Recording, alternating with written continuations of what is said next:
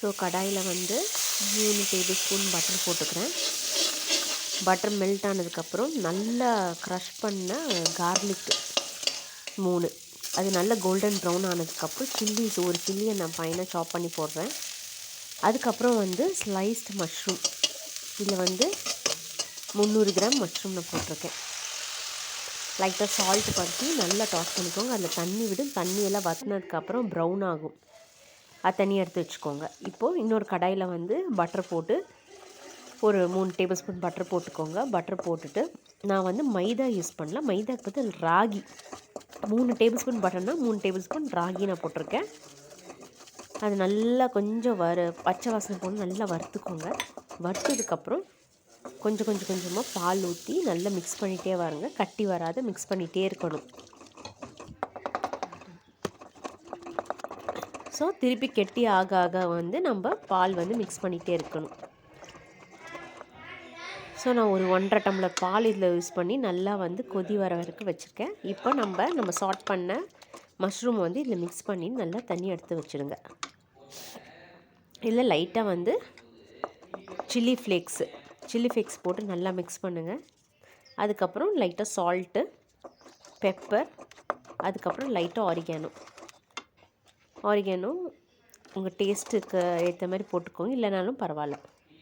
அதை தனியாக எடுத்து வச்சுடுங்க. தனியாக எடுத்து வச்சுட்டு திருப்பி கடாயில் வந்து நான் மஸ்டர்ட் ஆயில் யூஸ் பண்ணியிருக்கேன். மஸ்டர்ட் ஆயில் வந்து ஒரு டேபிள் ஸ்பூன் யூஸ் பண்ணி ஒரு 3 கார்லிக் நல்லா க்ரஷ் பண்ணது யூஸ் பண்ணியிருக்கேன். அதுக்கப்புறம் வந்து ஒரு 1.5 வெங்காயம் நல்லா ஸ்லைஸ்டு ஆனியன் வந்து நல்லா வந்து நீங்கள் வதக்கி வச்சுக்கோங்க. லைட்டாக சால்ட் போட்டு வதக்கிக்கோங்க.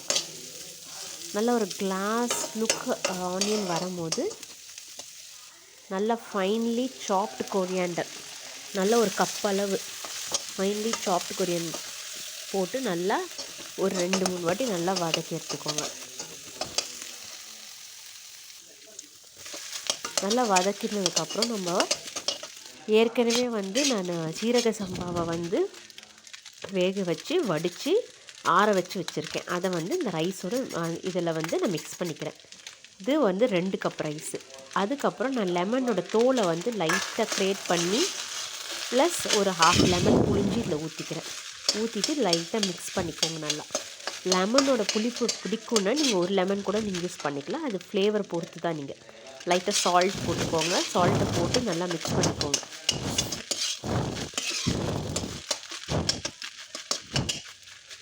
இதுக்கு வந்து நீங்கள் பிரியாணி ரைஸு நீங்கள் யூஸ் பண்ணலாம். நான் இங்கே வந்து சீரக சம்பா ரைஸ் வந்து யூஸ் பண்ணியிருக்கேன்.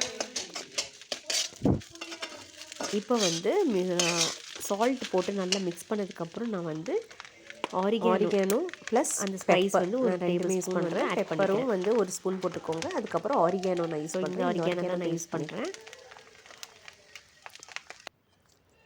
இப்போது இன்னொரு கடாயில் வந்து நீங்கள் பட்டர் 2 ஸ்பூன் போட்டு மஷ்ரூம், பேபிகார்ன், கேரட், அதுக்கப்புறம் நான் வந்து குடமிளகா, நீங்கள் கார்ன் கூட யூஸ் பண்ணலாம், இருக்குது ப்ரொக்கோலி யூஸ் பண்ணலாம், நல்லாயிருக்கும். ஸோ இதில் அப்படியே லைட்டாக வந்து இந்த பட்டரில் சாட்டே பண்ணிக்கோங்க. சால்ட் போட்டு நல்லா லைட்டாக டீப் ஃப்ரை ஆனது வரைக்கும் நீங்கள் நல்லா இதை வதக்கிட்டே வாங்க.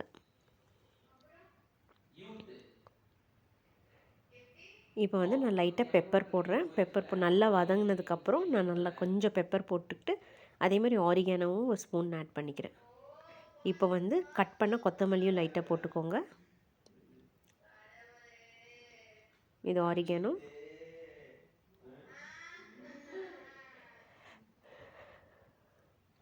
லைட்டாக 2 வதக்கிக்கோங்க. இப்போ சாட்டட் வெஜிடபிள்ஸ் ரெடி. இப்போ நான் வந்து இந்த ரைஸை வந்து கப்பில் ஷேப் கொண்டு வந்து நான் இதில் ப்ரெசென்ட் பண்ணியிருக்கேன்.